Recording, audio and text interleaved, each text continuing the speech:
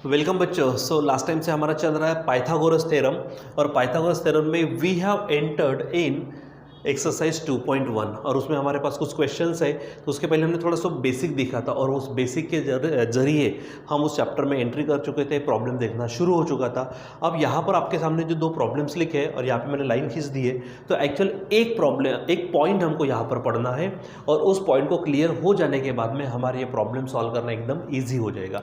ठीक है। So point ये है, जैसे कि ये देखो, ये जो ऊपर में लिखे ये प्रॉब्लम्स है और अभी हम जो पढ़ रहे हैं वो मेन पॉइंट्स है, वो बेसिक है, वो कंसेप्ट है। ठीक है। तो उसको आपको डायरी में भी नोट करके रखना। तो स्टार पॉइंट ये है कि अगर, ठीक है, क्या कह रहे हैं हम, अगर राइट एंगल ट्रायंगल में, क्या कहा हमने, राइट एंगल ट्रायंगल में हाइपोटेनस पर परपेंडिकुलर दिखे तो दो रास्ते, कितने रास्ते हैं हमारे पास, दो रास्ते। ठीक है। अगर हमको क्या दिखता है, हाइपोटेनस पर अगर क्या दिखता है हमको परपेंडिकुलर, तो दो रास्ते। नंबर 1 हम वहाँ पे लिखेंगे similarity of right angled triangles, ये पहला रास्ता। और यानी जितने भी ट्रायंगल्स बनेंगे, उन जितने भी राइट एंगल ट्रायंगल बनेंगे वो सभी ट्रायंगल हमारे क्या हो जाएंगे, सिमिलर हो जाएंगे। ठीक है। दूसरा हमारे पास है जीएमसी। ठीक है, यानी ज्योमेट्रिक मीन कोरोलरी। तो ये आपको ध्यान में रखने से दो रास्ते। ठीक है।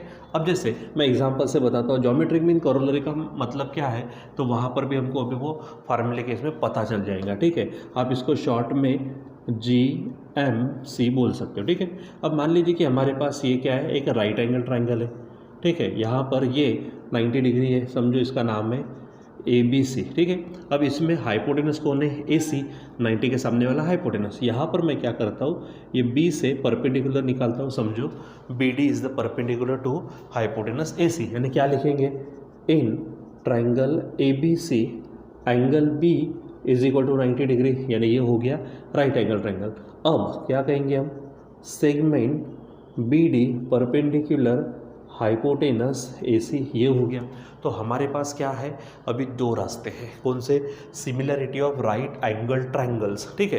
तो अब देखो, सबसे पहले ट्रायंगल ABC ही राइट एंगल ट्रायंगल था। अब यहाँ पे जैसे ही हमने परपेंडिकुलर डाल दिया, अब हमको तीन ट्रायंगल नजर आ रहे हैं। ठीक है। कौन सा, एक ट्रायंगल खुद ABC है, यानी ट्रायंगल ABC, ये तो राइट एंगल है, ये सिमिलर रहेगा। देखो हमने शुरुआत कहाँ से की थी, ABC। अब वैसे ही शुरुआत करो, ADB, क्या बोलेंगे आप, ABC हो गया, अब A से ही ADB, यानी ट्रायंगल होगा ADB, फिर सिमिलर और वहीं से वापस करो, ADB हो गया तो BDC। ठीक है। क्या होगा, ट्रायंगल BDC। यानी पहले शुरुआत कैसी करेंगे, ABC ADB BDC, ये बराबर आपको ध्यान में रखना है। ठीक है। और यह हेडिंग क्या रहेंगी हमारी, similarity of right angled triangles. ठीक है। अब उसमें ध्यान दो, ये ABC बड़ा है, ये दो छोटे ट्रायंगल्स है। सो लेते समय क्या लेंगे, एक बड़ा एक छोटा, एक बड़ा एक छोटा। ठीक है। यानी आप इनकी पेयर लेना, फिर उसी के बाद में इसकी पेयर लेना लेते समय, यानी आपको इजीली मिल जाएगा। ठीक है। फिर GMC का मतलब क्या है, तो GMC में क्या होता है, ये जो BD है, इस BD को ही हम क्या बोलते हैं, GM यानी ज्योमेट्रिक मीन। इसको क्या बोलते हैं हम, ज्योमेट्रिक मीन कहते हैं। इसी को हम क्या कहेंगे, ज्योमेट्रिक मीन। ये हो गया हमारा पहला रास्ता, ध्यान देना, ये पहला। अब दूसरा रास्ता क्या है हमारे पास में, GM स्क्वेयर। मैं शॉर्ट में लिखता हूँ GM स्क्वेयर, मतलब geometric mean square is equal to, ठीक है, प्रोडक्ट ऑफ टुकड़े ऑफ हाइपोटेनस। क्या बोलेंगे आप, प्रोडक्ट ऑफ टुकड़े ऑफ हाइपोटेनस। ठीक है। यहाँ पर ध्यान में रखना। तो GM स्क्वेयर, तो क्या है GM स्क्वेयर बताइए, GM स्क्वेयर है BD और उसका स्क्वेयर, फिर प्रोडक्ट यानी आपको मालूम है मल्टीप्लिकेशन, प्रोडक्ट ऑफ टुकड़े ऑफ हाइपोटेनस। तो हाइपोटेनस के टुकड़े क्या है, एक टुकड़ा है एडी, दूसरा टुकड़ा है डीसी, यानी क्या बोलेंगे प्रोडक्ट ऑफ टुकड़े यानी एडी इंटू डीसी, और रीजन रहेगा यहाँ पर बाय जीएमसी, यानी क्या होगा यहाँ पर बाय ज्योमेट्रिक मीन कोरोलरी। ठीक है, तो करना क्या ये आपको ध्यान में रखना है। ठीक है, क्या कि अगर राइट एंगल ट्राइंगल में हाइपोटेनस पर परपेंडिकुलर दिखे तो दो रास्ते, similarity of right angle triangles किस तरह से लगाना, ये तो triangle ABC similar triangle ADB similar triangle BDC लेते समय यानी काम करेंगे, जब प्रॉब्लम में सॉल्व करेंगे तो एक बड़ा एक छोटा, एक बड़ा एक छोटा ऐसा लेना, फिर काम करना। ठीक है, और यहाँ पर ध्यान में रखना रिपीट वाले से काम करना, यहाँ पे एक चीज़ ध्यान में रखना जो रिपीट में साइड आएंगी उससे काम करना।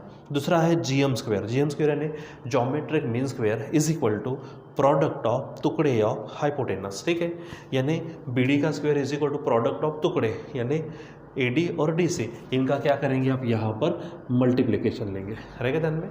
चलो अब हम क्या करते हैं, एक्सरसाइज सॉल्व करते हैं। ठीक है, सो एक्सरसाइज हमारे पास में है आंसर्स। ठीक है, आंसर्स लेते हैं हम किसके, एक्सरसाइज 2.1। ठीक है, उसमें हमारे पास हमने कौन सा क्वेश्चन लिया हुआ है, सेकंड क्वेश्चन। देखो सबसे पहले आप बीच में क्या करेंगे, फिगर निकालेंगे, जो फिगर उन्होंने दी है, मान लीजिए फिगर का नाम है MNP।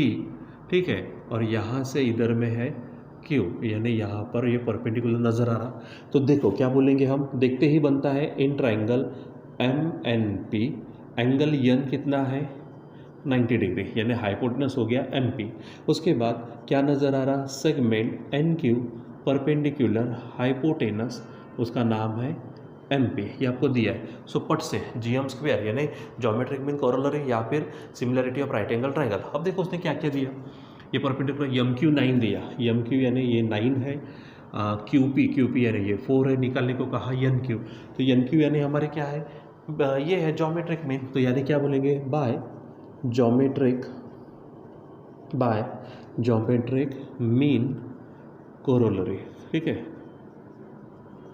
सो यहाँ पर क्या बोलेंगे, ज्योमेट्रिक मीन का स्क्वायर मतलब NQ उसका square is equal to product of टुकड़े ऑफ हाइपोटेनस, मतलब क्या होगा MQ इंटू QP। चलो वैल्यू रखो, NQ निकालना है, MQ कितना है 9 इंटू QP है 4, ये बनेगा 36, यानी NQ square is equal to ये, सो NQ स्क्वायर गया रे गया, स्क्वायर रूट आया रे आया, इसलिए NQ बनेगा 6 यूनिट, जो भी होगा वो वहाँ पे लिख देना। ठीक है, इस प्रकार से इतना सिंपल है। अब दूसरा थर्ड क्या कहता आपसे वो, देखो ये डायग्राम दी है और डायग्राम बराबर निकालिए आप। ठीक है, यहाँ पर आपको नज़र आएगा यहाँ 90 डिग्री है।